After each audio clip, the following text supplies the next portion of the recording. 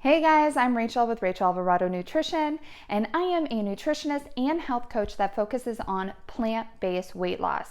So if that is something you are interested in, go ahead, hit subscribe, and also hit that bell so that you are notified when I put out new video, because that is what I cover here on this channel.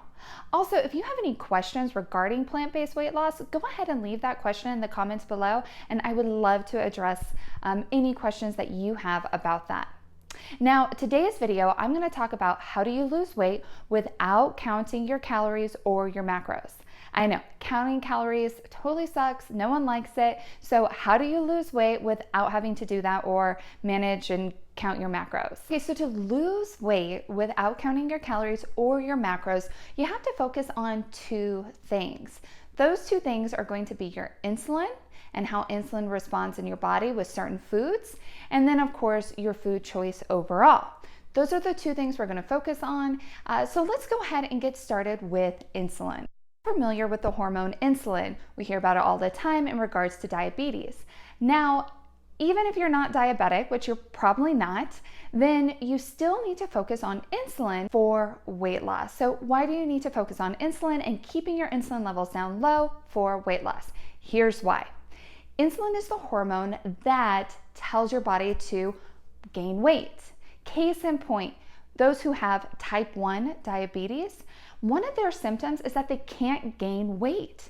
They can't gain weight until they are then put on insulin, and then insulin is the hormone that allows them to start to gain weight. So that is insulin's job. When you are in a fed state, that means you just ate something, insulin is released. Now, depending on what you ate, depends on how much insulin was released. Insulin, when it is released, it goes and it takes a portion right off of the top of what you just ate and it puts it into storage. It puts it into storage as glycogen in the liver and then fat in fat cells to be used later, kind of like a snack down the road, a built-in snack. Now, insulin will then take the remaining energy, divvy it up to your cells. When that is done, insulin starts to decrease. Now, it is when your insulin levels start to decrease and go down that it triggers your body to start to use that stored energy. Remember, insulin puts energy in storage right away. Well, now it's going to use that, and that is what weight loss is. Weight loss is your body using stored energy. That is what we want. We want our body to use our stored fat. That's how we lose weight. And that is all dependent on your insulin levels being lower. Because when your insulin levels are elevated, it completely blocks your body's ability to access and use that stored energy, aka fat, and burn that off. And we want that. We want to use our fat for energy. This is what you need to do. Eat foods that keep your insulin levels down. So candy, white bread, rice, pasta, any processed foods, they are going to spike your insulin up real high. So your insulin goes up really high. It's going to take a big portion right off the top, put that as energy, and then there's so much insulin working that it divvies up all that energy to all the cells, and then you come crashing down. That can make you feel what's kind of referred to as hangry. You might be irritable, you might get a headache, feel shaky. That's not normal hunger response. That's not what we should be experiencing. If you are experiencing that, then you're probably dealing with some sort of blood sugar dysregulation. Now, when that drops really low, your blood sugar, then you're going to want to eat something else. A lot of times you eat something that spikes your insulin up really high again. And so that cycle keeps going and you're constantly keeping your insulin levels up, which means you're not allowing your body any of that time to be burning that stored energy. What you do want to have is foods that have a low insulin response. So these foods are going to be high fibrous foods. So foods with lots of fiber. So let's say you had a salad. You're going to have a lot of fiber with that. You have a salad, insulin is released, but not as much because of all that fiber. It does take some off the portion, a portion off the top and put it as storage, but not as much because not as much insulin is released. And it then slowly divvies out that energy. It's slower because not as much insulin is there, so you're going to have more stable energy over a longer period of time. So then let's say you had a salad, about 2 hours later, your insulin level starts to come down, when that insulin level starts to come down, then your body is using that stored energy, what we want. Now, if you're not snacking between your meals, your body is using that stored energy. And then you'll have another meal later and we'll repeat that whole cycle again. But if you are snacking between your meals, then you're keeping your insulin levels up. So we don't want to snack between our meals. We want to have a meal, wait, have another meal. So then we have periods of time between our meals where our body can use that stored energy. And then of course we want to make sure that we are eating dinner early, not snacking at night. And so we're giving ourselves a nice, good overnight fast to burn that stored energy. That's what we want. And that's what we want that regular hormonal cycle to be. So we want to keep our insulin levels down lower, which means choosing foods with lots of fiber and not snacking between meals. We also want to make sure that we're staying away from artificial sugar. So obviously sugar is going to spike your insulin, but so can artificial sugars. So if you're having a diet soda, sure, it might say 0 calories, but it's still going to have an insulin response, which means it's going to prevent you from being able to use that stored energy on your body. And again, we want to use our stored energy on our body. So stay away from artificial sugars between your meals, drink water, make sure you're staying plenty hydrated. And then also too, black coffee or black tea, that's not going to interrupt your fasted state. So if you want to, finish eating early and have a nice long 12, 13 hours between your breakfasts, you can have black coffee or black tea without interrupting your fasted state. Tagging on to that, you can also explore doing intermittent fasting. That can be a really amazing tool for weight loss because your body's in that fasted state, which means your insulin levels are as low as they can be, which gives your body all that extra time to use your stored energy. So that can be a really great tool for you to use to lose weight, and you never have to count your calories or your macros or anything like that. It's just the pattern of when you're eating. Now, if you are interested in fasting, I highly recommend it, but it is not recommended for those who are pregnant, like myself right now, or breastfeeding. And of course, if you are going to take up fasting or you're interested in about it, always reach out to your healthcare provider first.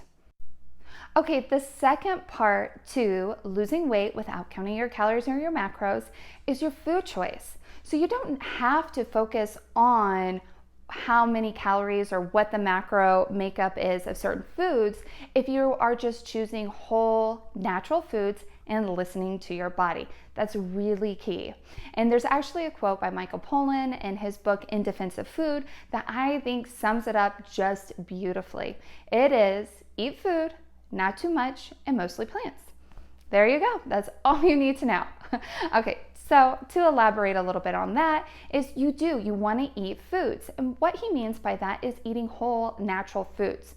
We want to stay away from hyper-processed foods. That really interferes with our body. Most of these hyper-processed foods, that fiber and the nutrients has been stripped away. So what it's going to do is it's going to spike your insulin and give you a lot of calories. Spiking your insulin, as we know from earlier in the video, is not good for weight loss. It's not what we want. And we want to make sure that when we do eat food, we're getting lots of good nutrients. You can ask yourself, does it come in a package? If it comes in a package, there's a good chance it's hyper-processed. Does your food rot? That's a great question to ask yourself. We want foods that decompose. If your Twinkie is going to survive a nuclear bomb, there's a good chance that it's not really good for our body. We don't want all of these fake foods that are incapable of decomposing in our body. It's not how we were designed. It's not what's good for our body. We want to stay away from those food-like substances and focus on whole natural foods. And also too, a lot of these hyper-processed foods are literally engineered to be addictive. They dial up the sodium or the fat just so that you get this really big dopamine hit, and then it downregulates the dopamine you would get from eating other foods. It can also cause food addictions, and it throws off your blood sugar, making you that hangry feeling like we talked about earlier, which makes you just want to eat more. So it really leads to an unhealthy cycle. So we want to eat whole natural foods. Now, we don't want to eat too much. So Too much for you is going to be different than too much for me. We all have different levels of what we need to eat. And, we can analyze and be like, okay, this is about how many calories we need, but really our bodies are so smart that all we have to do is listen. So when we're truly hungry, we need to eat, and when we're not hungry, we need to not eat. So just listening to our body and our needs and choosing those whole foods is really what we need to do. So we need to slow down to eat. Plate your food, sit down, eat slowly, chew well. If eating slowly is hard for you, then a couple tricks would be eat with your non-dominant hand. It really forces you to slow down. Another trick is after every single bite, set your fork down and focus on chewing. Do whatever you need to do, practice it. And you might not be perfect at first. That's okay. It's all a process. So you just want to practice starting to eat slowly, listening to your body. And know, if you get full during your meal and your meal's not done, it's okay. You can always come back and eat more later. We live in food abundance, so don't let your mind get into this food scarcity. Then Michael Pollan says mostly plants. So again, mostly plants, that is going to be whole natural foods, right? And they're going to be foods that are filled with fiber. So we talked again about this a little bit with keeping your insulin levels low, but fiber helps really keep your insulin levels low. It is why fruit that has sugar in it isn't going to act the same as a candy bar, because that sugar is wrapped in fiber. So it takes a lot more work for your body to get to that sugar, which means you're not going to have as big of an insulin spike. Of course, we want to stick with a lot of vegetables, especially leafy green vegetables, because we're going to get a lot of nutrients for what we're eating. And we want nutrients. Our body needs not just macronutrients, your fat, protein and carbs, but it needs the micronutrients, your vitamins and your minerals. That's really important for our body, and that is what our body really requires in order to function properly. Okay, so we want to stick with those whole natural foods, foods filled with vitamins, minerals, lots of fiber that support our body and gives us health. When we stick with those foods, we don't have to count calories because we're going to get full before we're able to overconsume on calories. Plus, our body is going to have lots of nutrients, so we are going to be able to regulate our system, listen to our hunger cues so much better. So important for weight loss and not needing to count our calories. If getting rid of all processed foods seems really overwhelming, which it definitely can be, especially at first, then I recommend setting boundaries. So yes, maybe you can have dessert, but let's limit it. Let's keep it outside of the house and the work environment, because we want these to be safe havens, and we don't want constant cues making us want to go for a candy bar because we're frustrated. We want to set up our environment so that we're always eating and surrounded by good, healthy, whole natural foods. But then if we get a craving, let's say we want a cookie or a cake or some ice cream, okay, we're gonna plan that. We're gonna buy it and consume it outside of the house. We're gonna set that boundary up. So maybe you're really craving ice cream. You can tell yourself, yes, I can have ice cream, but I'm gonna wait until Saturday when we're out with the family. We're gonna have ice cream. We're gonna consume it there. And that is where we're gonna have it. When you're able to set those boundaries around it, it's not gonna become something that happens habitually. And that's what we want to avoid. We want to avoid any of this habitual behavior that is going to hold us back from our weight loss goals and improved health. So yes, for weight loss, you can lose weight without counting your calories or your macros. You just need to make sure that you understand how insulin works, and you want to keep your insulin levels down low, where you're not snacking between meals, and you're choosing foods with lots of good fiber and micronutrients. And then any of these more indulgent foods, set boundaries around it so that it doesn't become a habit or part of your daily routine. It just needs to be something that you enjoy on occasion. I hope this helps, and I will see you next week. Bye.